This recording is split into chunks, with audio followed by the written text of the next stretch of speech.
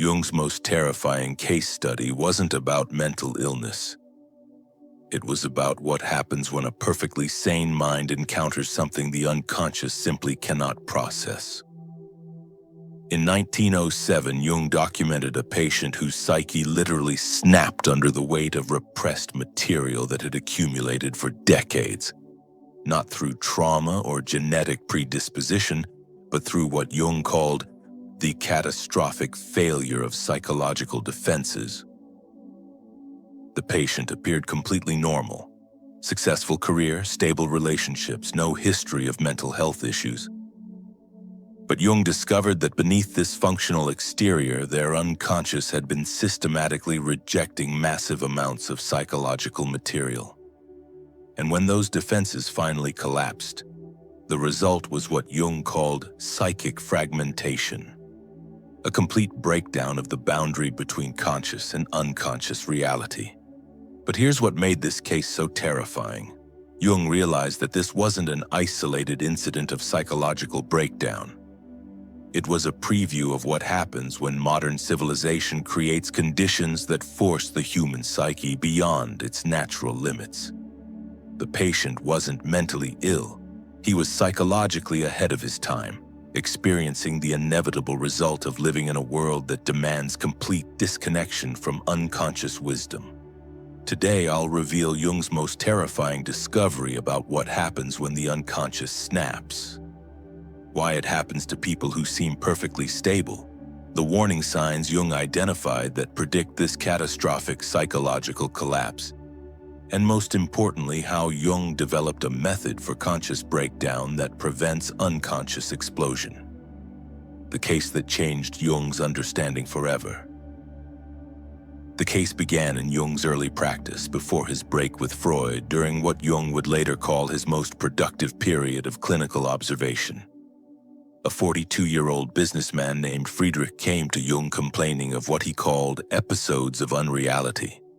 He described moments where familiar places looked foreign, where his own reflection seemed like a stranger, where conversations felt like performances he was watching rather than participating in. Friedrich was everything society considered successful.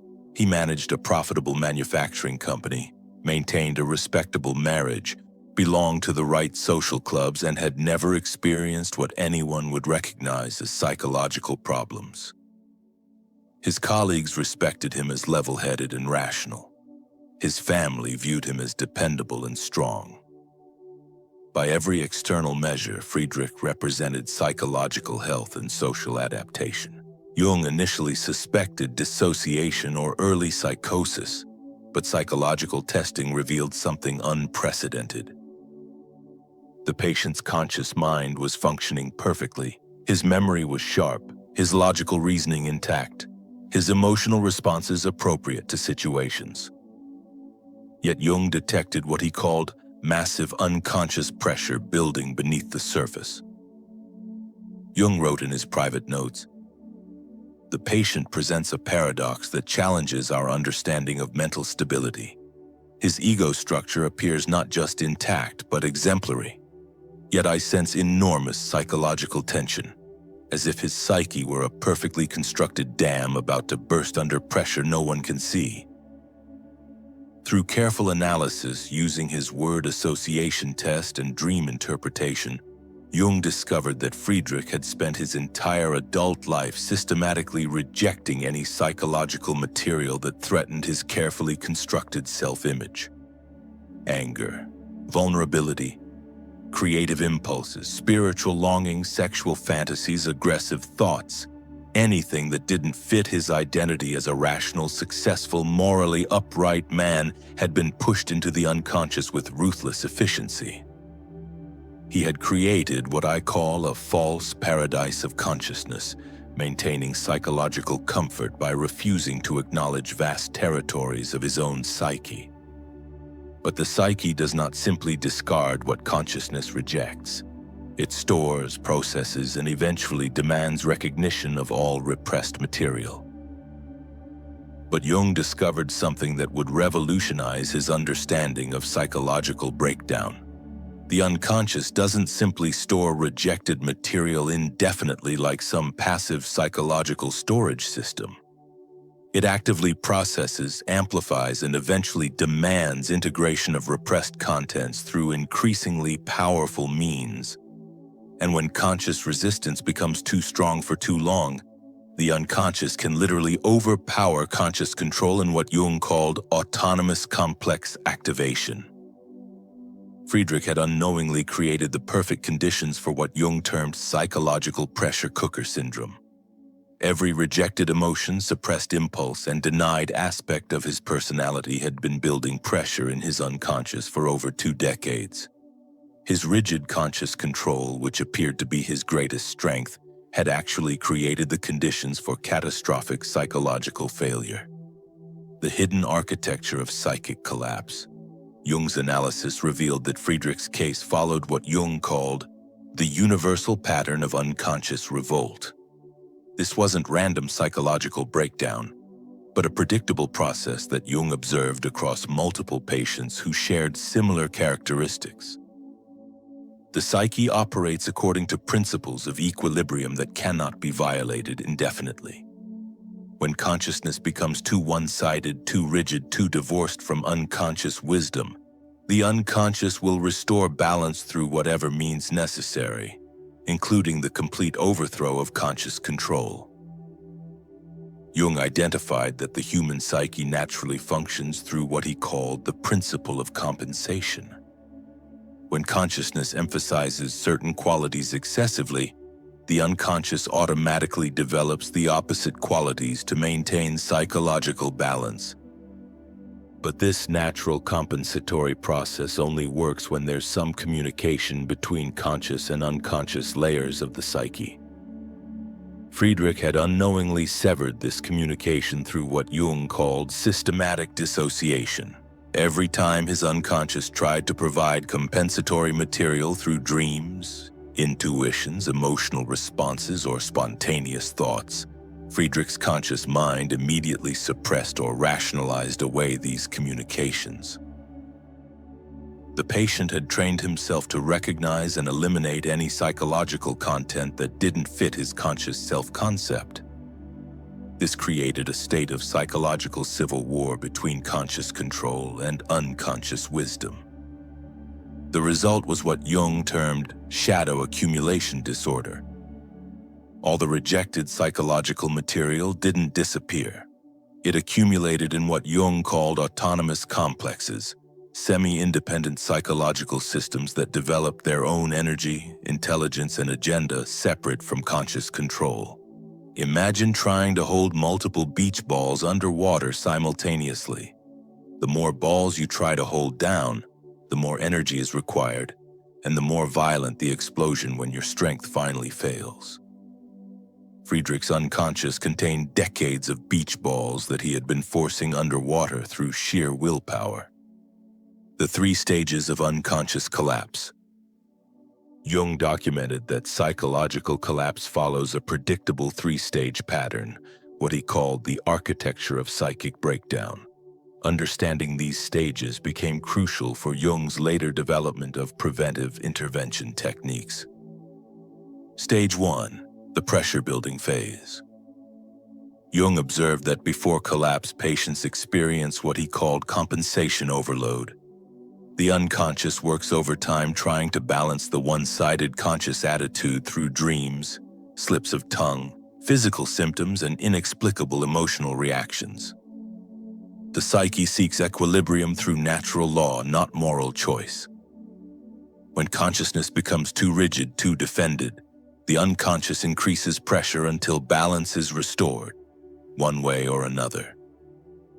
In Friedrich's case, the pressure building manifested through increasingly dramatic symptoms that he systematically ignored or explained away. Dream intensification. Friedrich began experiencing what he described as unusually vivid nightmares that he couldn't remember upon waking, but that left him feeling disturbed and exhausted. Jung's analysis revealed these were compensatory dreams, where Friedrich's suppressed emotions and rejected aspects of personality were trying to communicate. somatic signals, physical tension he couldn't explain or relieve through normal means, headaches without medical cause, digestive problems that doctors couldn't diagnose. Insomnia despite exhaustion. Jung recognized these as what he called the body's rebellion against psychological splitting. Cognitive disruptions. Moments of inexplicable anxiety in situations he normally handled easily. Difficulty concentrating on previously engaging activities. A growing sense that something was not right, but complete inability to identify what. Jung understood these as ego fatigue, from the enormous energy required to maintain rigid psychological defenses. Emotional numbness, increasing inability to access authentic feelings, even positive ones. Friedrich reported feeling like he was performing emotions rather than experiencing them. Joy felt forced, love felt automatic, even anger felt manufactured rather than genuine. Relational symptoms, growing sense of isolation despite being surrounded by people, feeling like he was wearing a mask in all interactions, inability to connect authentically with his wife, children, or close friends. Everyone seemed to know the Friedrich persona, but no one knew Friedrich himself.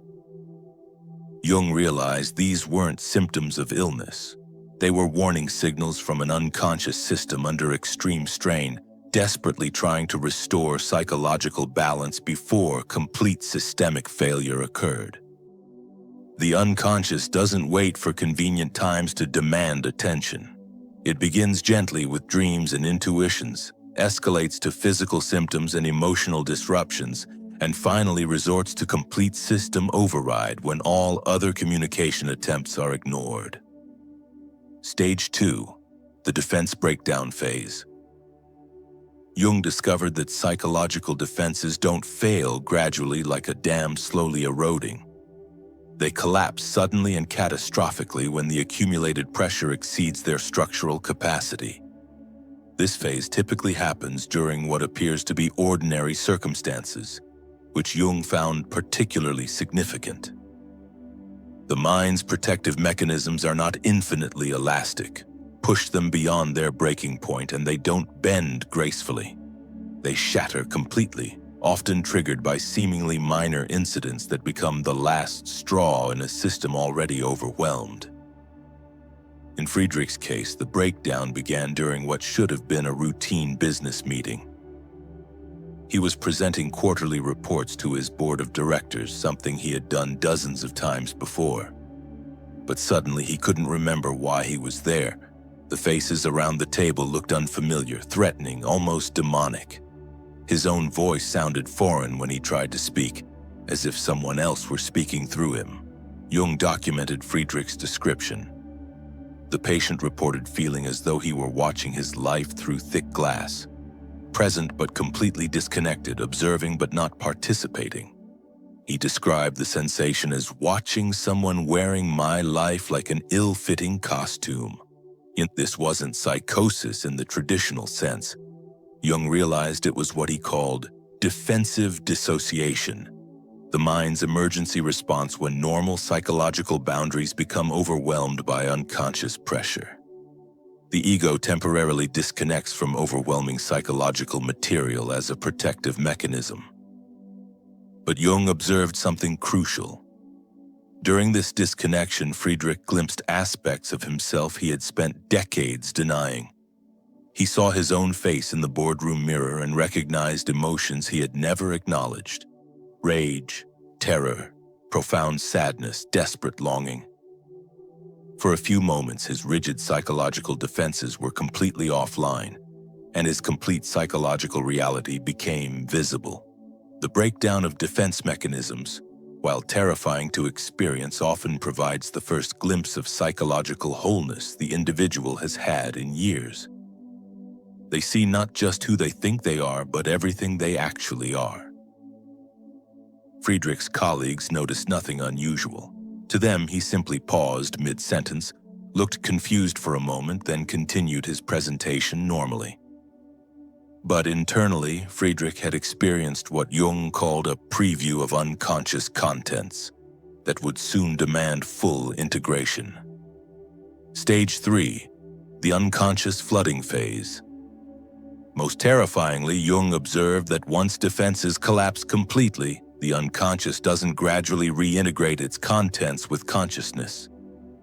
It floods consciousness with decades of repressed material all at once, creating what Jung called autonomous complex possession. Imagine a dam bursting after years of containing floodwaters. The water doesn't seep through slowly in manageable amounts. It crashes through with devastating force, carrying everything in its path, completely transforming the landscape it encounters. Friedrich's unconscious flooding began 2 weeks after the boardroom incident. The triggering event was minor. His wife asked him to pick up milk on the way home from work. But instead of his usual compliant response, Friedrich exploded into rage, screaming about how he was tired of being everyone's servant and sick of pretending to care about meaningless details. But the rage didn't feel like his own emotion. Friedrich described it as being possessed by someone else's anger, which Jung recognized as archetypal possession by his suppressed shadow material. Jung documented the flood symptoms, personality intrusions. At work, Friedrich would suddenly become sarcastic and hostile toward colleagues he had always treated respectfully. At home, he would weep uncontrollably over beauty he had never noticed before. A sunset, a piece of music, his daughter's laughter. In public, he felt compelled to approach strangers and share intimate thoughts he had never acknowledged having. Creative explosion. Friedrich, who had never shown artistic interest, began compulsively writing poetry and staying awake nights drawing complex, symbolic images. Jung recognized this as his suppressed creative anima demanding expression after decades of denial. Spiritual emergency. Friedrich reported sudden, overwhelming experiences of what he called cosmic consciousness, feelings of unity with nature, direct communication with divine forces, certainty about metaphysical realities he had previously dismissed as superstition. Shadow integration crisis. All the personality traits Friedrich had rejected, selfishness, cruelty, lust, grandiosity, vulnerability, began expressing themselves autonomously. He would find himself saying things he would never say and doing things that violated his carefully maintained moral image. Jung realized he wasn't witnessing mental illness in any conventional sense. He was observing what happens when the unconscious, denied integration for too long, forces its way into conscious awareness through sheer, overwhelming psychological force. The patient was experiencing what I call compressed individuation, psychological development that should occur gradually over decades being forced to happen within weeks. His psyche was attempting to restore wholeness through emergency measures. The psychology of psychic snapping. Jung's analysis of this case revealed something fundamental about human psychological architecture, what he called the brittleness of rigid consciousness. Jung observed that people most vulnerable to unconscious collapse share specific characteristics over identification with persona. They define themselves entirely through social roles and external achievements, rejecting any aspects of personality that don't fit their chosen image. Systematic shadow rejection. They refuse to acknowledge negative emotions, selfish impulses, or socially unacceptable thoughts, pushing this material into the unconscious where it accumulates dangerous pressure. Spiritual starvation. They deny any longing for meaning, transcendence, or connection to something greater than themselves, treating such needs as weakness or irrationality. Emotional numbing. They suppress not just negative emotions, but positive ones that feel too intense or vulnerable. Joy, love, creative passion, wonder. These individuals create what I call psychological monocultures, consciousness dominated by a single perspective that cannot accommodate the full spectrum of human experience. But Jung discovered the most important factor: The illusion of control. These individuals believe they can indefinitely manage their psychological experience through will and rational decision-making alone. They treat the psyche like a machine they can program rather than a living system with its own intelligence and needs. The modern epidemic Jung predicted. Jung believed that modern civilization would create unprecedented conditions for mass unconscious collapse. As early as 1912, he predicted that technological advancement without corresponding psychological development would produce what he called collective shadow accumulation. Entire populations living in states of psychological rigidity that make individual and collective breakdown inevitable. Jung wrote in his essay, The Undiscovered Self, "As we become more rational and efficient, we risk creating a generation of individuals so disconnected from their unconscious wisdom that catastrophic breakdown becomes not an aberration but a statistical certainty." Jung identified several modern factors that exponentially increase vulnerability to unconscious snapping. Digital disconnection from inner life. Jung predicted that constant external stimulation would prevent the natural processing of unconscious material through reflection, dreams, solitude, and what he called active imagination. Modern individuals become addicted to external input as a way of avoiding internal awareness. When the mind is constantly occupied with external stimuli, unconscious contents have no opportunity for natural integration. They accumulate like psychological toxins until emergency evacuation becomes necessary. Achievement addiction culture. Jung observed that modern culture's obsessive emphasis on productivity, efficiency, and measurable success encourages systematic rejection of any psychological material that doesn't contribute to external performance. Emotions become inefficient, creativity becomes impractical, spiritual needs become unproductive. A culture that values human beings only for their productive output will inevitably produce individuals who reject vast territories of their own humanity as worthless. But the psyche doesn't recognize economic categories. It demands wholeness regardless of market value. Emotional suppression as maturity. Jung predicted that modern education would teach emotional control as the highest form of maturity, leading people to view unconscious expression as weakness rather than necessary psychological function. This creates what Jung called emotional fascism, the tyrannical suppression of natural psychological processes. When emotional expression is systematically pathologized, individuals learn to fear their own inner life. But fear of the unconscious guarantees unconscious revenge through symptoms, projections, and eventual breakdown. Spiritual materialism. Jung foresaw that even spiritual practices would become achievements to master rather than opportunities for genuine inner transformation. Modern spirituality often becomes another form of ego enhancement rather than ego transcendence. Jung observed, when spirituality becomes another product to consume rather than a relationship with transcendent reality, spiritual starvation increases rather than decreases. The ego co-opts even spiritual practices in service of psychological control. Collective shadow projection. Instead of integrating their own darkness through individual inner work, Jung predicted that modern individuals would increasingly project collective shadow onto political enemies, social groups, designated scapegoats, or foreign nations. This prevents individual shadow integration while amplifying collective psychological splitting.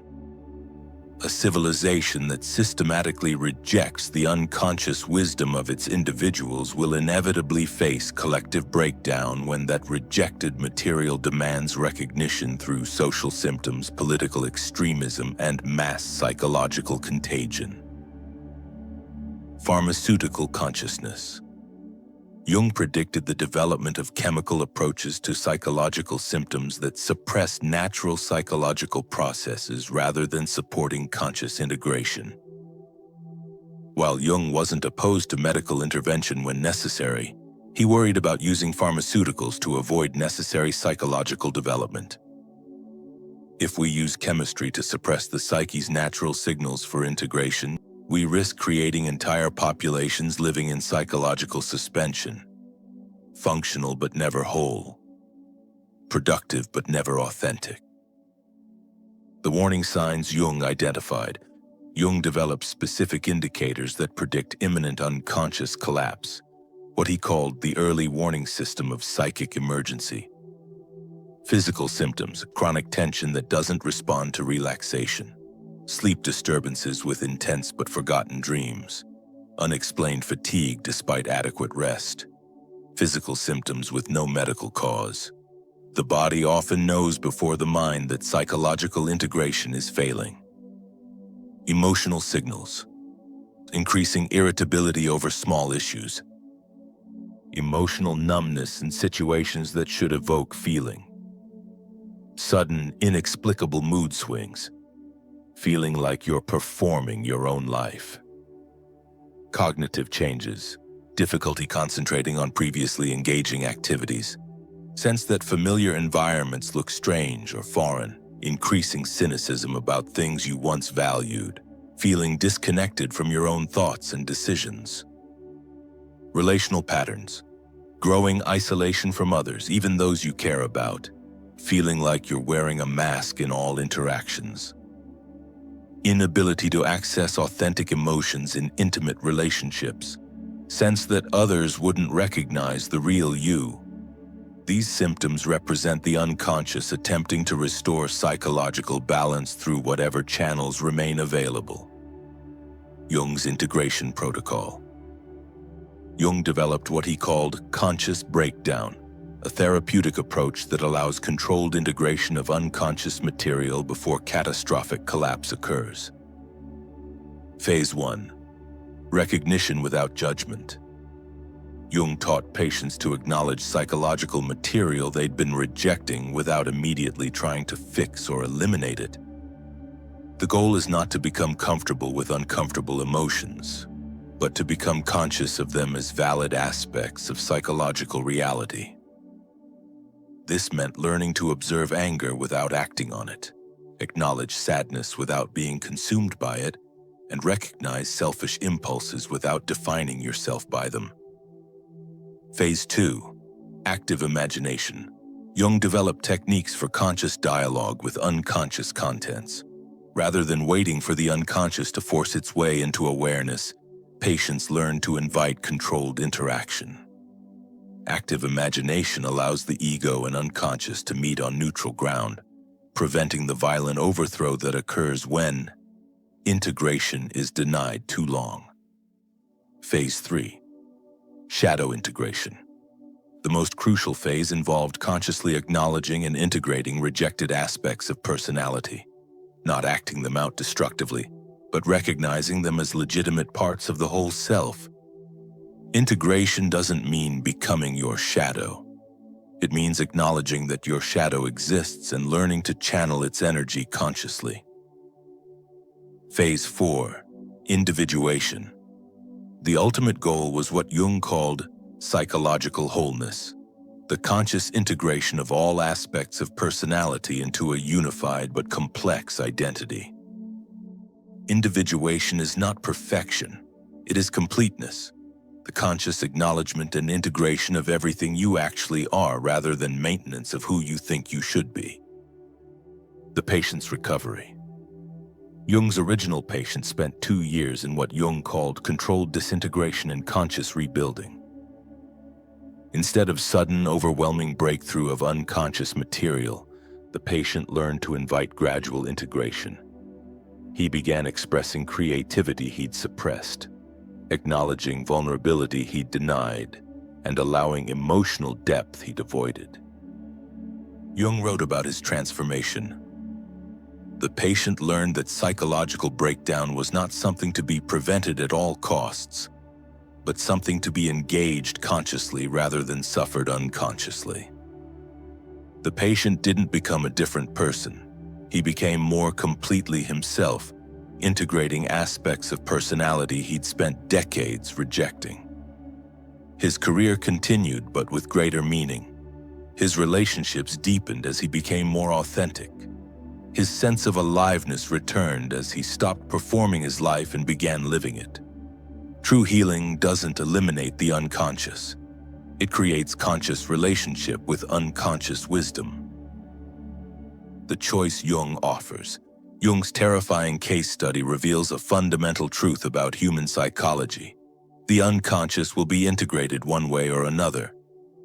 The question is whether integration happens consciously through deliberate inner work or unconsciously through psychological collapse. We cannot choose whether to have an unconscious.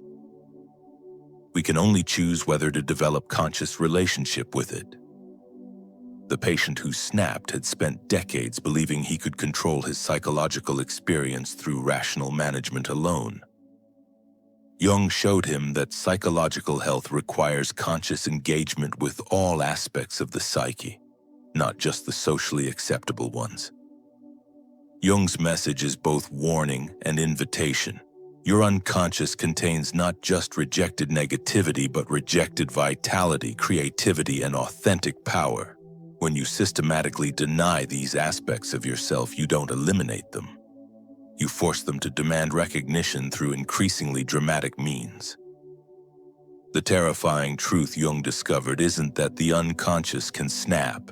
It's that when it does, it reveals how much aliveness we've been unconsciously rejecting in our attempts to remain psychologically safe. Your choice isn't between psychological comfort and psychological breakdown. It's between conscious integration of your complete self or unconscious explosion when that complete self refuses to remain hidden any longer. Jung's patient learned that the unconscious doesn't snap to destroy you. It snaps to restore you to wholeness you've been unconsciously avoiding. The terror isn't in what the unconscious contains. The terror is in discovering how much of yourself you've been unconsciously rejecting in the name of psychological control. When the unconscious snaps, it's not breaking you. It's breaking you open to everything you actually are. Jung's most terrifying discovery? The unconscious isn't your enemy. Your fear of the unconscious is your enemy. And that fear will either drive you toward conscious integration or unconscious collapse. The choice Jung understood is always yours. But the unconscious will not remain unconscious forever. If you're experiencing warning signs of unconscious pressure building, Jung's approach offers a path toward conscious integration rather than catastrophic breakdown. Share in the comments which phase of Jung's integration protocol resonates with your current psychological development. Subscribe for more insights into Jung's discoveries about psychological transformation that transcends conventional mental health approaches. Your individuation journey connects with others walking the same path of conscious development. If you're ready to explore more of Jung's insights about psychological crisis as transformation opportunity, don't miss out my next videos on Jung's secret method for converting psychological crisis into conscious power, where I will reveal the specific techniques Jung used to transform breakdown into breakthrough.